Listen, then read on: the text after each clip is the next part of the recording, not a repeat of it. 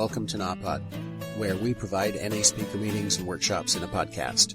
We are an ad-free podcast, and if you enjoy listening, please help us to be self-supporting by visiting napod.xyz, look for the donate link, and drop $1 or $2 in the virtual basket. If you're also in AA or have friends that are, please tell them about our other podcast, Sobercast. Sobercast features AA speakers and workshops in the same format as NAPOD. We upload a new speaker every day, and it's easy to subscribe by searching for Sobercast, that's 2 words, on any podcast player app, or go to Sobercast.com. Enjoy the podcast, and thanks for listening.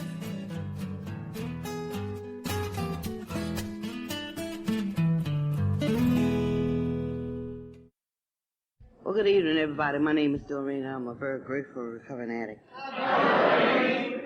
And it's really good to be here, even though I tried like hell to get out of it.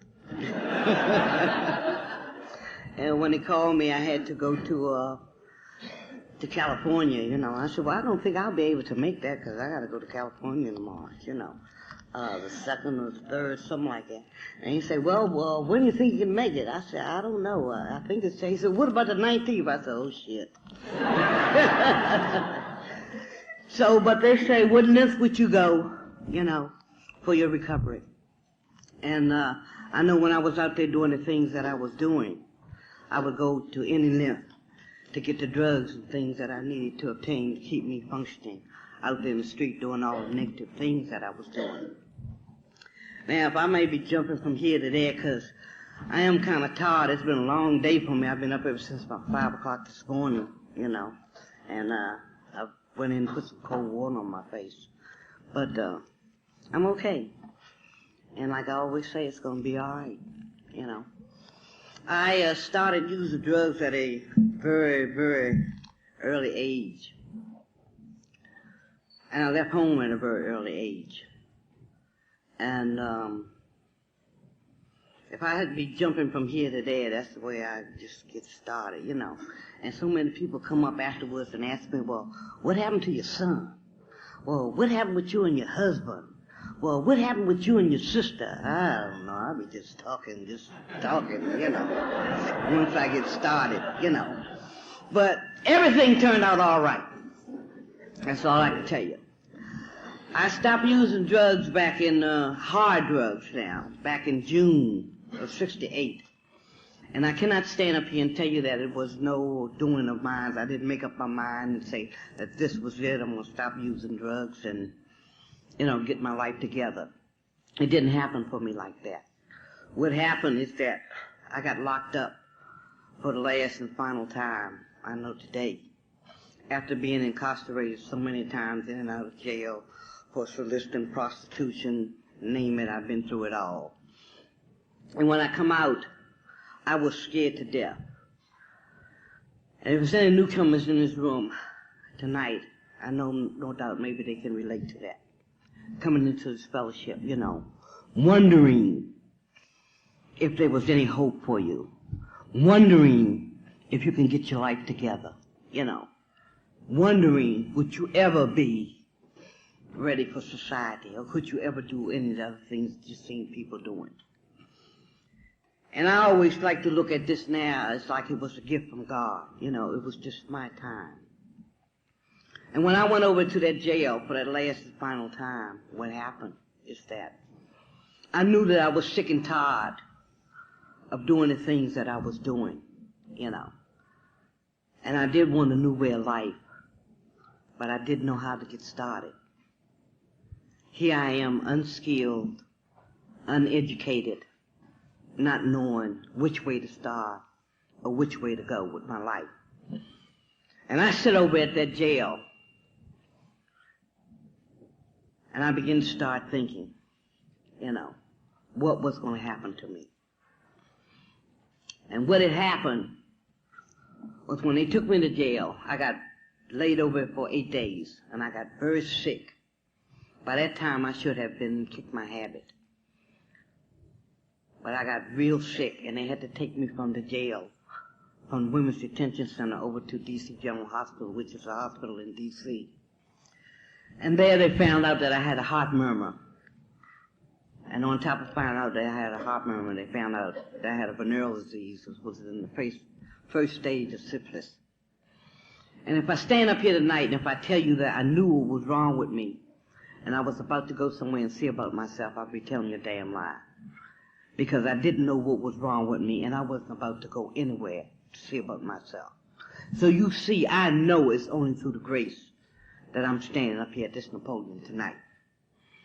Especially with things that's happening and going on today and the type of life that I was leading. Still, I made probation behind that charge and I came out. And I still didn't know what I wanted to do. I didn't know which way to begin or start my life. I had long since separated myself from my family. I had a kid out of wedlock. I got pregnant at the age of 15. And at the age of 16, after he was born, I left home. Because I thought I was a woman. It wasn't nothing nobody could tell me, because I had a child. So I struck out to go out on my own. And when I left home, I had no idea of the things that I was going to run into. And the same way when I come out of jail, I didn't know how I was going to begin to get my life together. Like I said, unskilled, uneducated, not knowing which way to turn, you know. I didn't even know how to stand up and hold a decent conversation with anybody. Because all the people I knew were people of the life that was out there. And the type of language we spoke was, hey, motherfucker, how you doing, bitch? And that was just like everyday language. That's how we talk. Hey, bitch, you know so-and-so. Say, yeah, motherfucker, I remember such and such thing. Oh, kiss my ass, so-and-so and so-and-so. You know. Well, that was holding a general conversation, you know.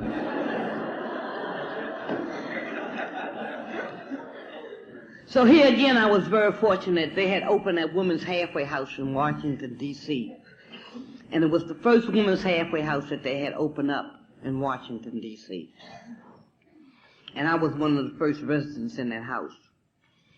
I've never been to any kind of treatment for drugs, no more than getting locked up, coming out, and staying clean for about a month or 2 months. I think I stayed clean as long as for 6 months, you know. And as the story goes, you could always stop, but you never knew how to stay stopped. And when I went to that house, I was scared to death because I didn't know what to do. I hurt. I really hurt, you know. And when I say that I hurt and I really hurt, I mean I hurt with them emotional feelings, which I did not know anything about at that time. I was just all knotted up and tied up on the inside, and I could not talk about anything. I did not know how to talk about Doreen. But anything or anybody else, I could talk about, and I could help you talk about. But when it comes to talking about me, I don't want nobody in my business. I could not tell you the pain of what I was going through with. And now that I look back on my life, I see that I was a very sick girl, even before I started using drugs. Even before I even got in my teens. Because at the age of 8 years old, I was accused of being raped. And at that time, I did not get raped. But the humility that I had to go through with at the age of 8 years old, I know today it left a real deep scar on me. What happened was the police came. They took me to the hospital to examine me and everything. They found out I had not been touched. And they picked the man up and took him through a lot of changes. And they finally let him go when they found I had not been touched. But after that is when the scars really came. People would point at me and say, there go that little girl that so-and-so raped. People would point at me and tell their kids, I don't want you playing with such and such a person. You stay away from her, you know. Or when I went out to play, little boys was pulling at me, making dirty gestures. And I found myself fighting all the time. So I began to withdraw at a very early age. When things began to happen with me, I never did say anything about it. I would just keep it in. And at that age, I began to develop an attitude of, I just didn't give a damn. I just didn't care. At the age of 12 years old, I did get raped. And it was a very brutal rape. I come home with my clothes all distorted, torn, and messed up. And my mom didn't want to know what happened. And I could not tell them. They thought I had been in a fight somewhere. So I got punished for that. But I never did talk about that rape. And I know today why I didn't talk about that rape. It's because what I went through with when I was 8 years old. I imagine I just didn't want to go through that anymore. I started growing up, and like I said, I got pregnant. I left home right after my kid was born. I started prostituting, I started stealing, lying, name it. I've done a little bit of everything under the sun. If there's some things that you can think of, you may say, I wonder if she done that. Yeah, I've done that too. I stayed out there for over 18 some odd years, out in that street, wandering from pillar to post, just blocking out anything, not caring what I did, who I was with, what I did when I was with them, or anything. And like I said, I had long since separated myself from my family because they did not understand me. Hell, I didn't even understand myself, so how could I expect anybody else to understand me? So here I was out in that jungle all alone, but thinking I was slick or smart and knew everything. It got so bad for me out there, I got down to be as low as any woman could get. I couldn't even stand on the corners and be a good, decent prostitute anymore. That's just how bad I had begun to look. Taking anything from anybody, as long as it was something. It's a good thing I was a thief, because if I wasn't, I wouldn't have gotten anything while I was out there. So you see, when I come out of jail and I went into this halfway house, I was clean. My head was clear. But I was scared. I was frightened to death. Because all them little monsters start popping up. And I wanted to shove them back down. I got in that house, and by me being the first woman resident in that house, they had things to do in the house like putting up curtains and getting the house set up for other girls to come in. And I think I just buried myself in that house, making curtains, washing woodwork, and washing the walls and helping to get the room set up, you know. So I wouldn't have to go out. And when I did go out, I would go out with the counselors. And the counselors were so glad to have me there for experience, because they didn't know what the hell they was doing either. That I got real close to them. I wouldn't walk half a block without somebody being with me. That's just how frightened I was. After I was in that house for about 3 months, other women began to come in their house. And there were other women who were my peers. Women I had hustled with, women I had exchanged money with, clothes with, women I had even laid up with. Yes, I've been through the whole bit. And as these women began to come in the house, things had begun to happen to me while I was in that house. Like I took a lot of pride in some of the things I had done in that house. So when women begin to come in the house and they begin to sit down and they take a smoke off a cigarette and the ashtray is here, instead of putting the ash in there, going over, put the ash in the ashtray, they would do it from here. And the ash would fall on the floor. And I would say, look, girl, what is wrong with you? Don't you see that damn ashtray over there? And they would say things to me like, bitch, you must be crazy. This ain't your house. See, this is the government's damn house. But I have to get this ass together. So get up there and bring the ashtray over there and move closer to the ashtray. And they couldn't understand why I was speaking out so about something that didn't even belong to me. And one night the counselors come to me. The head counselor, the director of the house, came to me and said, Doreen, so you know we don't have anybody to cover the midnight shift. Said, do you think that you can handle that midnight shift for us until 8 o'clock in the morning? We had about 10 women in the house. And immediately I said, oh, sure, I can handle that shift. Right away. They said, well, okay. So they left out there and left me with the keys and everything to the house. And I went in the office and sat in the office, put my feet up on the desk and talked on the damn telephone like I knew what time of day it was and what was going on and what was happening. And then here come the girls all in the office. We sit down lying about our men, who I bought a Cadillac for and how much money I had. I ain't had shit.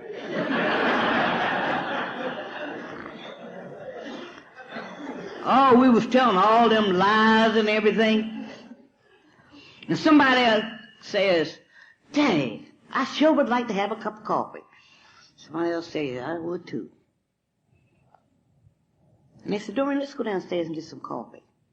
I said, well, you know, we ain't got no business down in that kitchen. I said, because after hours, we're not supposed to be down there. They said, oh, we ain't gonna mess up nothing. We're just gonna get the coffee, come on out. And I called this way in 2 hats, wanting to be all right, knowing that we had no business down in that kitchen. But I took them down in the kitchen and I let them get the coffee. And they got the coffee, and one of the girls said, Dad, what we have for dinner tonight? And I never forget, we had pork chops, mashed potatoes, and spinach for dinner that night, salad. The girls say, shh, I'm hungry, I'm gonna give me one of these pork chops out here. And I said, wait a minute, we said that we just gonna get some coffee and then we're gonna leave out here. You understand me? She said, we ain't gonna test on that food. And the girl said, shit, I'm gonna give me one of these pork chops. I don't even think about that shit you talking. And before I knew it, my whole thing had changed. I said, all right, everybody out to the goddamn kitchen. Ain't nobody getting a goddamn thing. And I barricaded the Frigidaire like it was my life. If they touched that Frigidaire, I was going to kill somebody.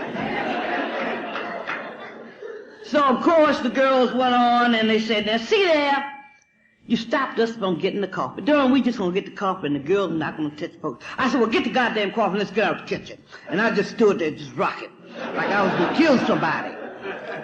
So sure enough, they got the coffee and they got out the kitchen. And I looked around, see everything was in shape like nobody had been down here. So when I come out of the kitchen, lock the door and say, whew. But for the first time in my life, I felt loneliness. When them girls got upstairs, they talked about me like a dog. They said they done get that bitch a pair of keys and she done lost her mind. That bitch ain't nothing but a police bitch, so and so and so and so. And right then and there, I needed somebody to talk to. I needed somebody to understand me. I needed somebody to be with me. But there was nobody to be with me. And now I know today that was the God of my understanding working in my life. He had me out there on the desert. And he said, my child, you are alone out here on this desert.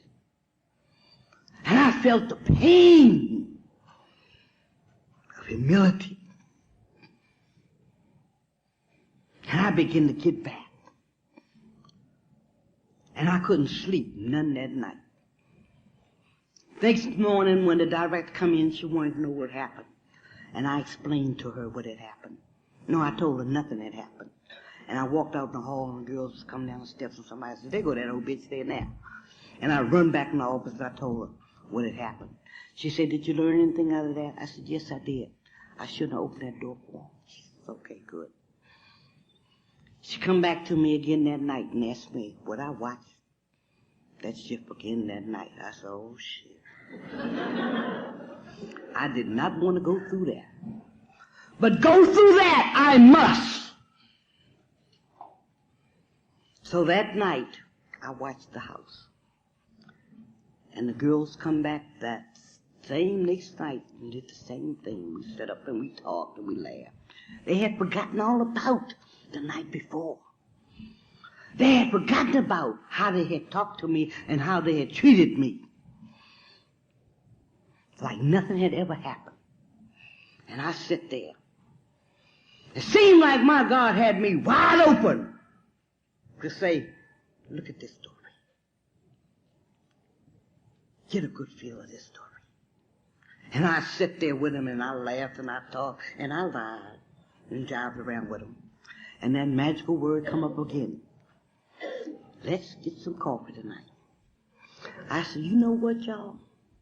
I said, if I was y'all, I would get a petition and I would write a petition out and everybody sign it. And when Miss Carson come in here in the morning, I would give her that petition because y'all should have a coffee pot up here and some snacks up here for y'all a certain time of night. Because I'm not opening that goddamn kitchen tonight.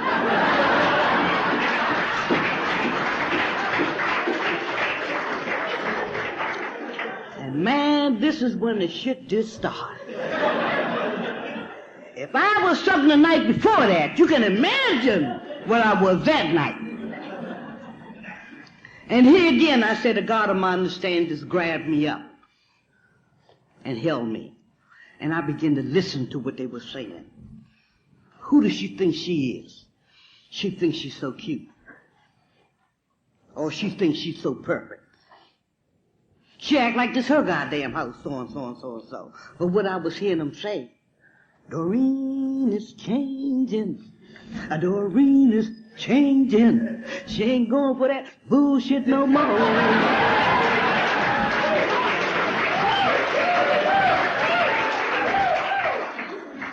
That was my first lesson in dealing in humility and beginning to speak out for myself. Because for the first time in my life, somebody trusted me. For the first time in my life, somebody gave me some responsibility, and I told them that I could handle it, and damn if I wasn't going to handle it. And that's what I did. Now mind y'all haven't heard me say anything about NA yet. Because for 8 years, I stayed out there before I found fellowship.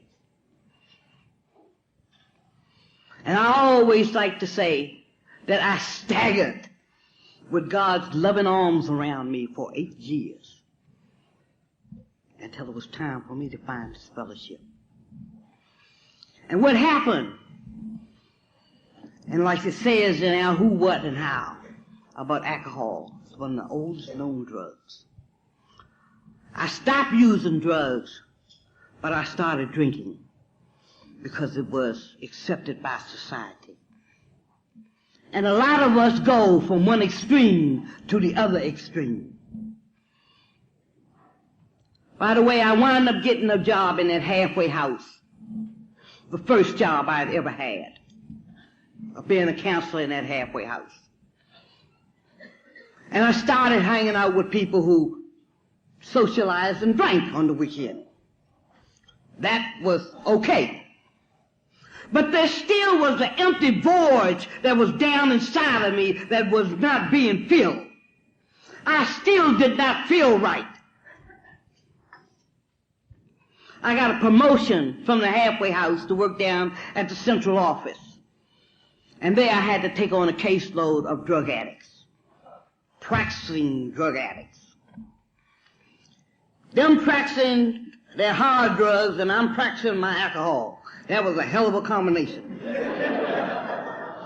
Me trying to tell them what they're doing to their lives, and they're telling me that I ain't nothing but an alcoholic. But what was happening, you all, I was scared. I was scared to death. I needed something to hold on to. I needed something to hold on to. Now, mind you, I haven't begun to really dig deep and deal inside here. Everything was sort of surface-like. I began to look good on the outside and, look like I'm handling myself. I'm not hanging out with the wrong crowd and all this jibber-jabber and stuff, But I was a very lonely, lonely individual. All I could do was go to work and come home from work in my apartment with me and my bottle. Until it got to the point where I was beginning to have blackouts and things. Not remembering what I did the night before and things like that. And the last bout with that was when I woke up in the bed with my bootlegger. Here's a man standing over top of me, wanting to know, "But what you want for breakfast?" I said, "Man, what the hell is you doing in my house just out there in the morning?" He said, I'm in your house. You ain't in my, I'm in your house, you in my house. I said, "Oh, shit." I thought I was home, and I know it was almost time for my husband to get home.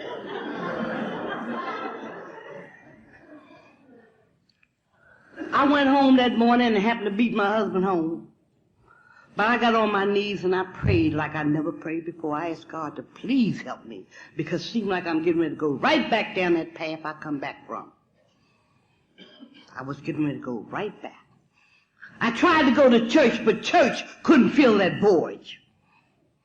Nothing could really fill that void.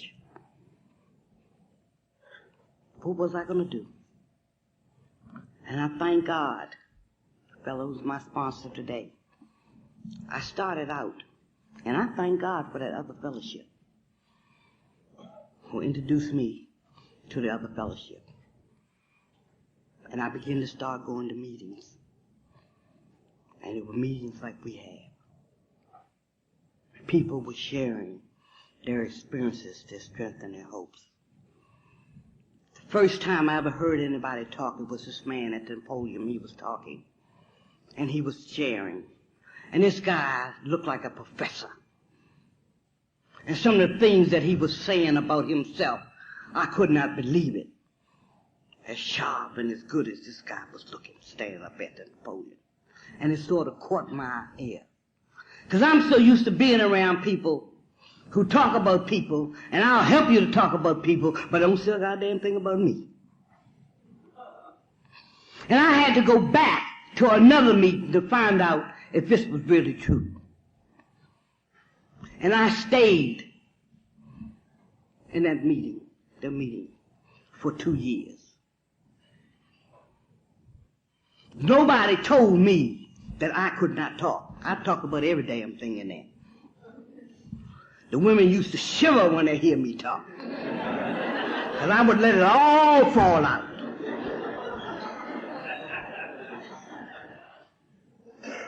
And my sponsor happened to be a drug addict who turned into an alcoholic. And he told me not to talk about drugs in these meetings. And when they call on me, I say, I can't talk about one without talking about the other, because our drug is a drug is a drug is a drug is a drug.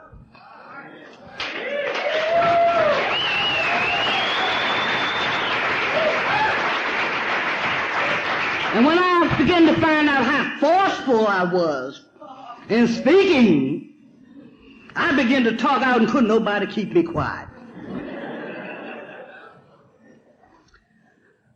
And said we should have something like this for the drug addicts. And they told me they had started a drug meeting in Washington, D.C., up at the VA. And I went into the VA hospital to that meeting that Friday night.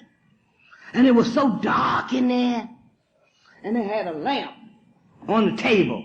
And you had to look like this when you went in. I said, well, what kind of meeting is this? They said, this is the drug meeting. This is the drug meeting. I mean, like, shh. You know? I said, well, goddamn, you can't see nothing. I mean, for once I begin to step out in the light. You know, I mean, my life is overbooked now. I'm beginning to feel kind of good about myself now. That voice that I said I had there was beginning to sort of close up a little. You know, I began to feel that voice up because I began to start talking about Doreen, you know, and talking about the pains of things, talking about how I was going through them emotional changes, talking about how I was hurting. I began to start screaming out to people. And they all get me in here and tell me to keep quiet. Oh, no! But I thank God for that meeting today. Because I sit there and I begin to hear them drug addicts talking about the pain of growing. How they felt about talking about themselves. And they talking about this and they talking about that. And they sound all right, but I just didn't like being in all that dark. I said, oh no. And that's when I found that little white book, Narcotic Anonymous. And I began to read that book after I left that meeting, and I liked everything I read in that book. And I called out California, and I talked to Jimmy K. And Jimmy K said, well, baby, we're going to send you some starter kits down there so y'all can get to working in D.C. I said, thank you!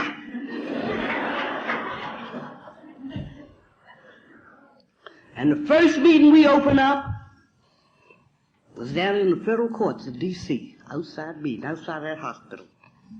I opened a meeting up down there in the federal court. Me and about 5 or 6 other people. And we've been rolling ever since. And that's been over 10 years ago.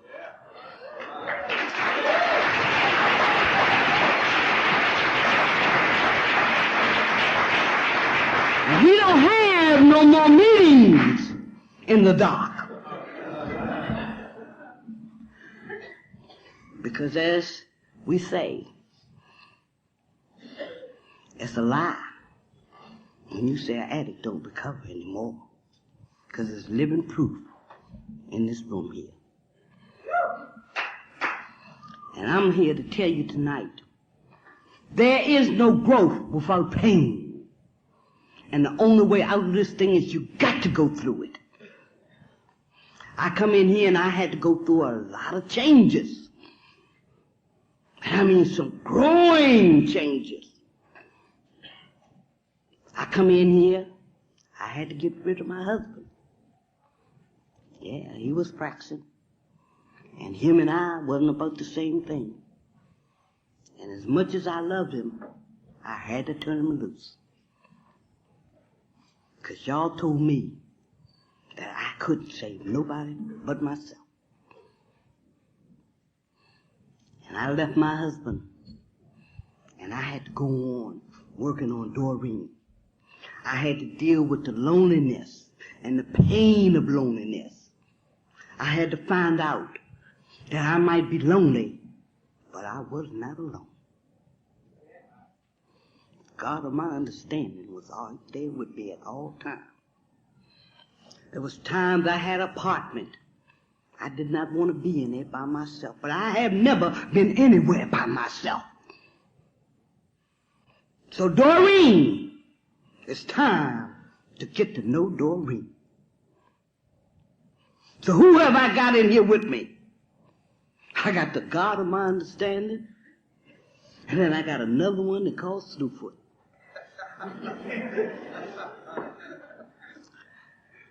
And don't you know I had to battle? I had a battle on my hand with Slewfoot.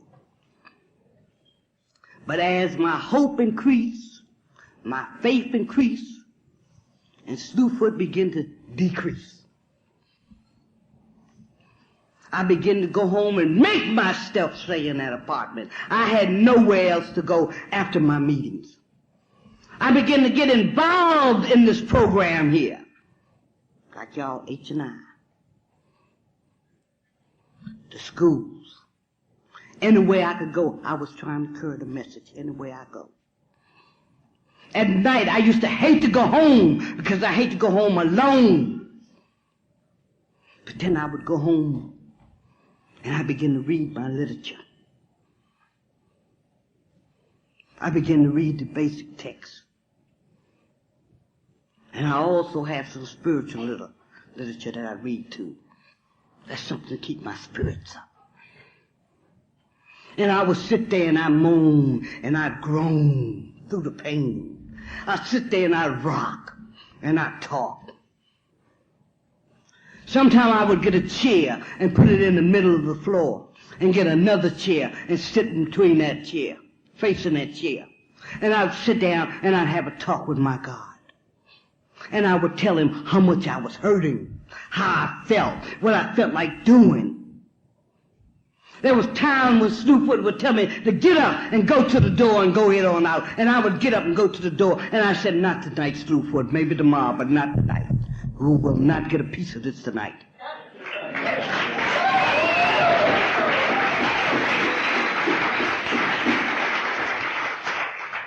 I remember the times I couldn't sleep. I would twist and turn in my bed, and I'd jump straight up in the bed and cut on the lights.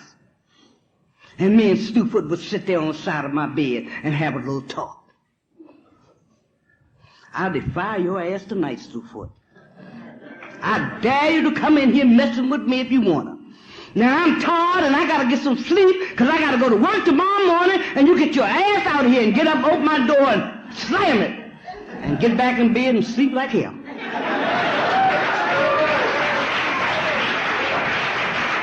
And if you don't think it works, I dare you to try it. And you know how you get that thinking sometime? Sometime I'll be riding along in my car. I'll be thinking about my husband. Here I done left the man got another woman.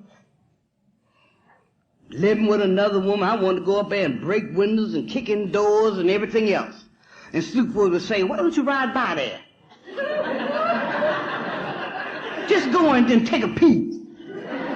And I would stop my car and pull it to the curb and say, look, Slewfoot, get out because I don't want your ass riding with me today. Do you understand that? And open all four doors on my car, up the hatch, and say, get your ass out of here. And slam the door and get back in my car and keep riding. I'm going to tell you, it works. I'd get in my bathroom sometime and get down on my knees. I said, Lord, I don't feel too good.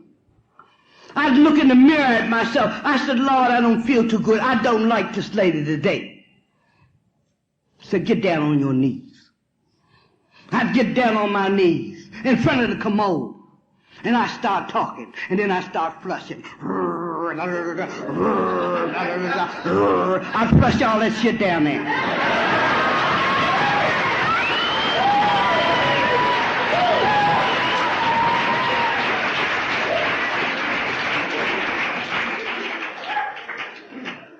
You can't tell me what can't happen if you really try. And of course there's going to be some pain. Because you've got to unlearn and start relearning all over again. And that ain't easy. Here I am, a woman in the prime of my life. Of course I want a man. And I got nerve enough to tell one, out of my way. I had a hell of a lot of nerve, didn't I? 40-some years old. But that's what I had to do. That's just what I had to do. I loved it. I had to turn it loose. And I had to begin to start working and get to know this woman here. My husband and I, we were separated for 5 years. My husband will celebrate his 7th anniversary next week.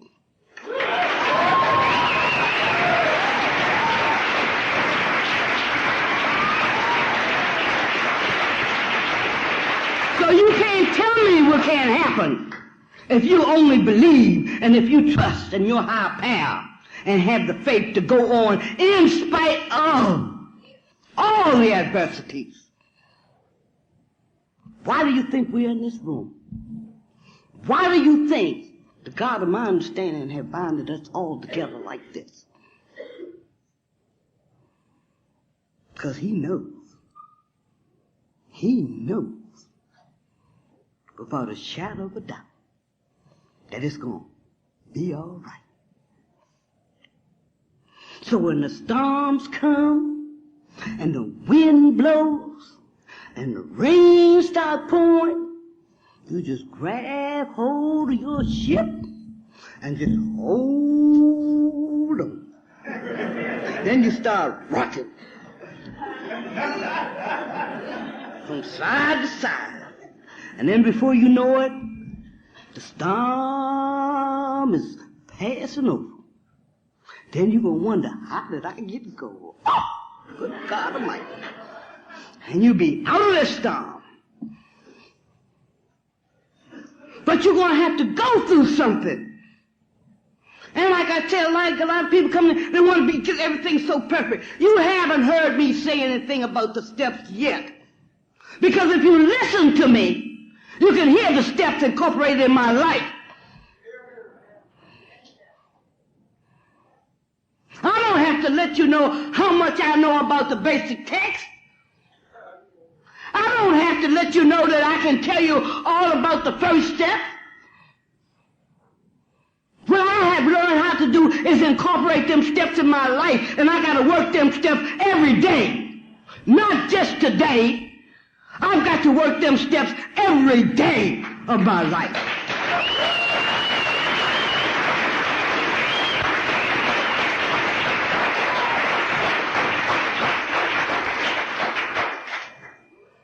You don't forget or get down 4, 5, 6, 7, 8, 9, 10, 11, 12, and I'm through. I don't have to pick this book up no more. It's a damn lie. Life is going on. Things are still happening. And you got to work each and every day. And if you don't have no faith, nothing's going to come to you. And like I always say, I don't fail in anything I do. Nothing do I fail in. You know why? Because I try. Even whether it comes out the way I want it or it don't come out the way I want it. At least I can say, Doreen, you did try. And I thank God for that. And I thank you people for that. Because it's only through the grace that I'm here. I take no credit for what I got. Because to me, God speaks through people. And I never know when I'm going to walk in this room and somebody's going to give me the message from God. That's how this thing works. When I had to make a decision to leave my husband, I went to a detox meeting that morning. And I'll never forget.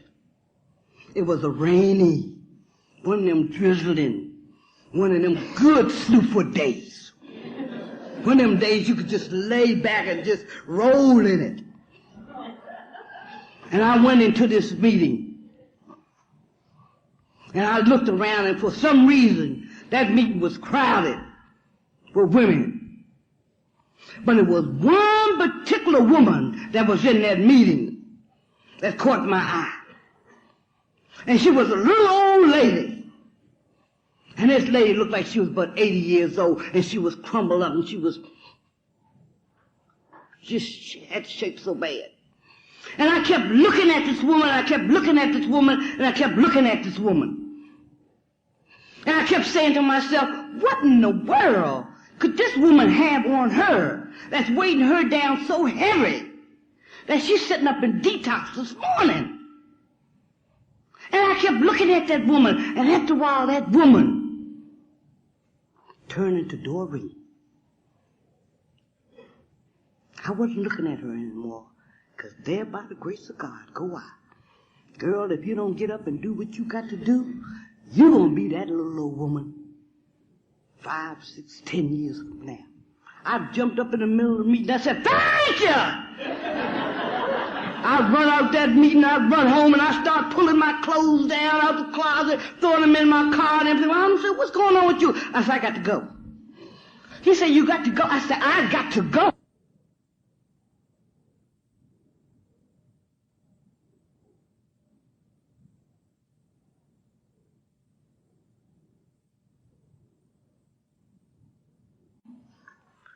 I'm not going to live like this no more, and I'm leaving.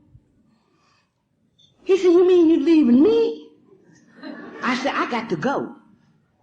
He said, after all we've been through? I said, I got to go. And he looked at me. He said, well, go ahead on, you black nappy-head bitch.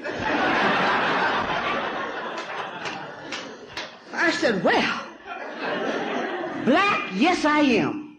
Nappy-head, darn tooth I'm nappy-head. I said, but now when you say holier than thou, I said, brother, you done put me on a pedestal.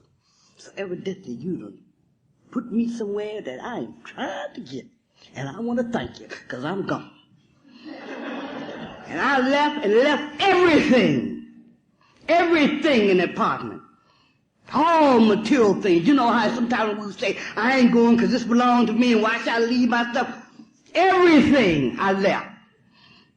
And I moved into a basement apartment. Nowhere near like my apartment was.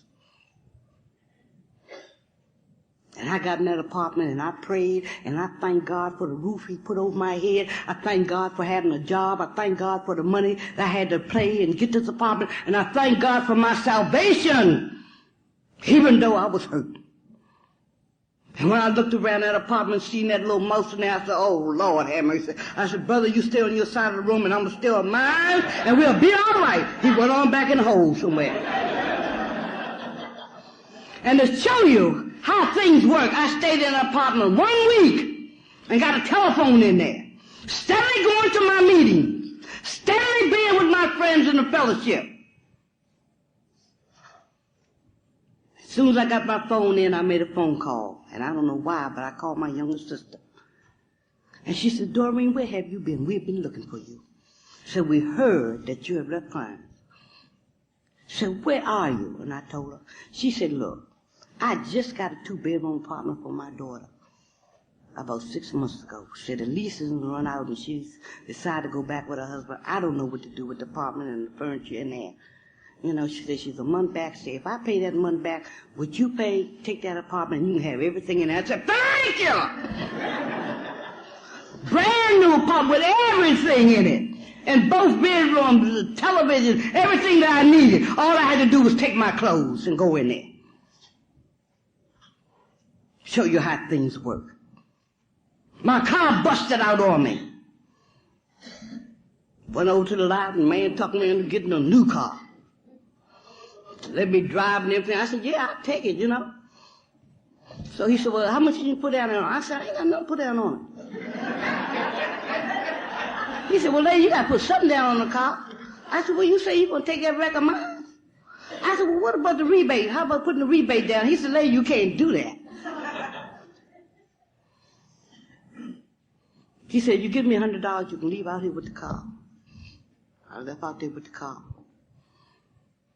I couldn't get tags because I had a loan where my car was set up for the loan, for us to get the loan.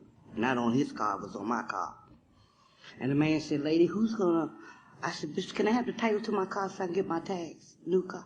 He said, what about this loan, lady? I said, well, I've been paying, I ain't backing my bill. And he said, but I got to have some kind of collateral. You know, he said, how in the hell did you sell that car anyway? And I got the title for it. I said, well, the man took it and the junkie did whatever going to do with it. He said, well, lady, I said, well, all right, then thank you. I just have to take this car back. And turned around and walked out the room. And the man said, miss, he said, didn't I see an article on you in the paper about a year ago? I said, yes, you did. He said, that was a beautiful article. He said, how are you doing? I said, I'm doing just fine. He turned around and looked. He said, here, give me the title. I said, thank you! So you can't tell me that things don't work. All you got to do is believe and have the faith and follow on through. And it will be all right.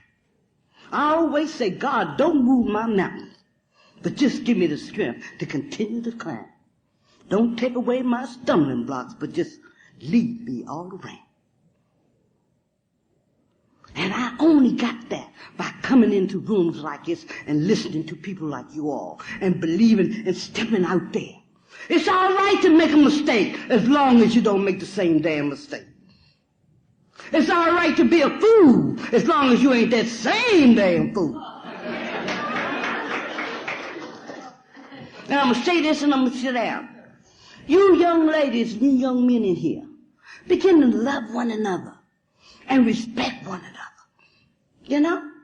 Like a lot of us, we come in here as soon as we 2 weeks clean, or a week clean, or a month clean, before we get to feeling our Cheerios. And it's been so long since I've had somebody to tell me how good I look and how beautiful I am that I'm ready to go for anything. And I'm here to tell you, give yourself a chance. I'm 53 years old, and I'm just learning what a wholesome relationship is. I'm just learning how to be with my husband, to sit down in the same room with him, and we hold conversations, and we can talk. I'm just beginning to learn how to have an argument, and we have our arguments, and I think that this is the end of the world. I'm just learning how to speak my mind about how I feel. And we sit and we listen, and he does the same thing without thinking our world is coming to an end. I'm just beginning to learn how to appreciate him without having to go to bed. I'm learning how to touch and how to feel and be with him. The companionship and the love. And the way things are happening around here today, we got to love each other and give each other a chance to start living. I don't know but down here, but in D.C., the young kids are having a hard time.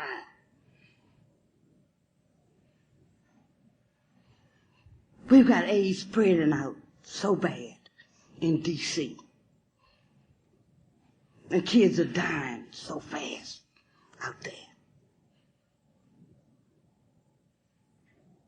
that we have to be good to one another. We have to look out for one another. That we've started an NA AIDS meeting up there. And if y'all want to see a powerful meeting, good God Almighty, that's a powerful meeting. See, things ain't like they was when I was out there. I swear to God, y'all young girls and everything, you look good and everything, but I do not want to be 20 no more. I don't want to go through that shit I done been through. No way in the world. But hang on in here and be good to yourself and be good to one another. And give yourself a chance. And when you begin to get a relationship, let me tell you, come out of the storybooks, or the Father Knows Best, or the movies, and deal with life as it is, not the way it should be or the way you want it to be, but deal with it like it is. And know that you're two separate individuals. And you've got to learn to know one another and to respect one another. And know how to give space when it's time to give space to one another. See, a relationship is not easy. And when they tell you try not to get involved for a year, they mean that not that you don't have friends or nothing like this, but to get emotionally involved. Because when you get emotionally involved, it takes away from you. It takes away from you. I'm so busy into him and what he's doing and how to do this for him, how to do that. Well, what the hell about you? That's like when my husband come into the fellowship. I had to help to get a narrow line meeting started.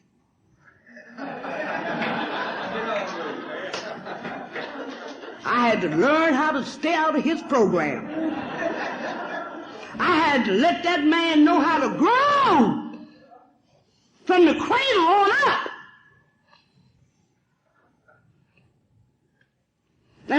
begin to look at him and know that this sucker was just as sick as I was. And two sickos together, what is you gonna get? So I had to learn how to get back and allow him to grow in his own way. And it was not easy. And I thank God that I had 5 years under my belt when he came in here, because I'd have been crazy as a lunatic. I'd have been back out there if I did not have under my belt what I did when he came in here. So therefore, I thank God for my sponsor. I thank God for this fellowship of teaching me and learning me what to do. He goes to his meetings and I go to my meetings. We do not go to meetings together. Only meetings we go together with is when we go to anniversaries or some affairs or something like this or so. But other than that, we got our own meetings that we go to. And I thank God for that. And like I said, I left from the Bureau of Rehabilitation working as a counselor. And I told you I had no education, no skills. I did go back to school, get my GED. I missed it by 1 point. I'm going to go back and see if I can get it off at 1 point in math. And now I'm working as a federal probation officer. So I carry a badge in my pocketbook today. And all that reading and writing, I do have a secretary.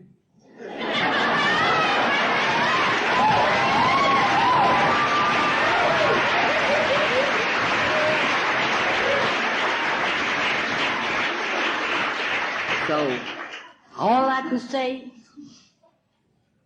if you only keep the faith, if you only believe, and I mean get down on your knees, and I mean talk. There's no special way to talk to God. Talk to him. Tell him what you need. Tell him what you want. Tell him. You heard me. I said, tell him.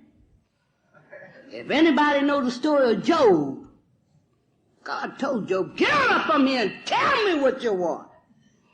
Whining and pampering and crying and telling. Tell me what you want. Well, I read that and said, oh, good God Almighty. Tell me what you want. Pray for it, ask for it, and keep on going like you got it.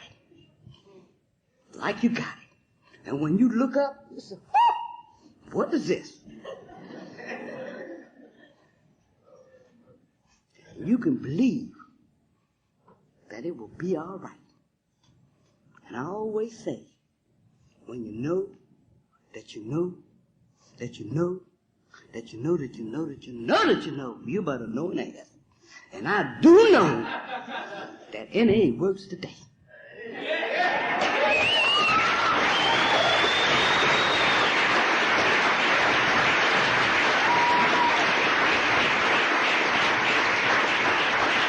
I always like to leave y'all with nobody but you and A.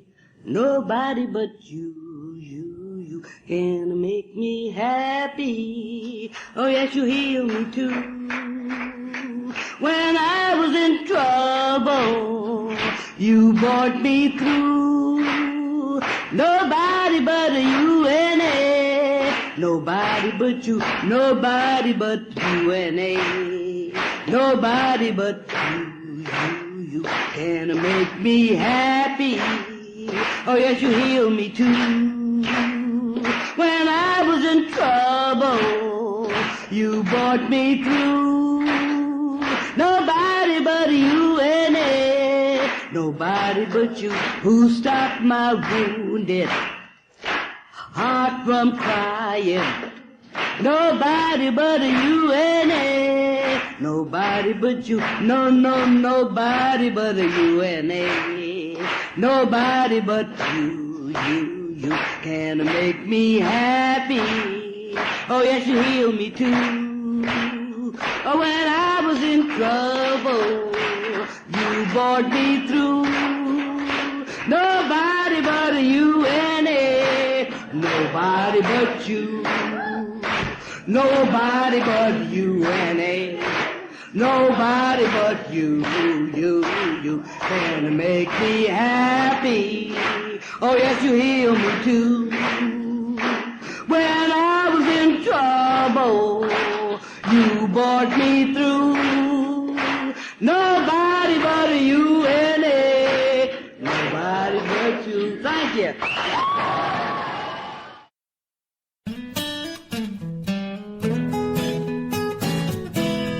Thank you for listening. I hope you enjoyed the podcast. Please help us improve our ranking so others can find us by putting a review on Stitcher, iTunes, or your favorite podcast index. Napod is ad-free thanks to the folks supporting the show with $1 or more per month. If you enjoy listening, you can join them by going to napod.xyz and looking for the donate link. Thank you for listening. Have a great day.